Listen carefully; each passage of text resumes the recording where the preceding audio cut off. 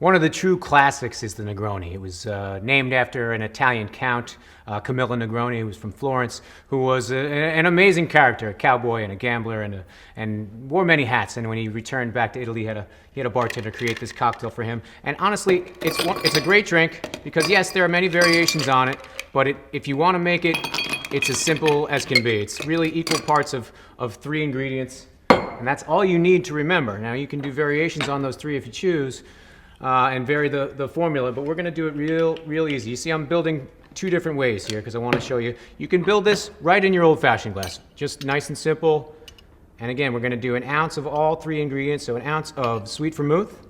So I'll do that over my ice in the old-fashioned glass, and I'll do it over ice in my mixing glass. And I'm going to bring my Campari in, and again, an ounce here and an ounce there. Just because if you want to just build this nice and simply in the rocks glass, the old-fashioned glass, that can be fine. Lots of people prefer it that way. And again, in terms of speed of service, doesn't get any easier than having it already in the glass that you're going to be serving it in, out the door and done. That said, some people prefer to drink this drink as an up drink in a cocktail glass.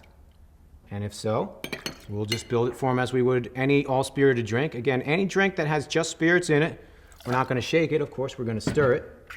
So I'm building that in my mixing glass so that it's ready to stir. I've got my glass chilled for that. And again, all I need to do is just give this a good stir. Now, reviewing the whole idea of stirring, we stir for the same reason that we shake. We want to make that drink cold. We need a little bit of dilution from the ice, so the process needs to be a nice, easy motion.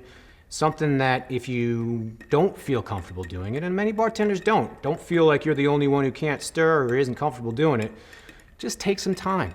And when you practice it, it actually gets very easy. It's something you can do at the start of your shift with some water in a pint glass, and that'll be good to go. Just go back over here and do the same thing.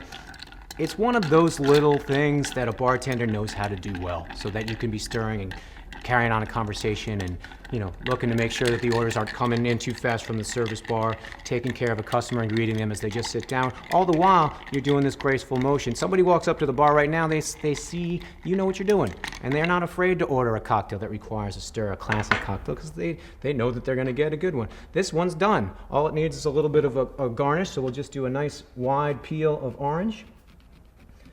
Get the nice oil from the zest of that over top.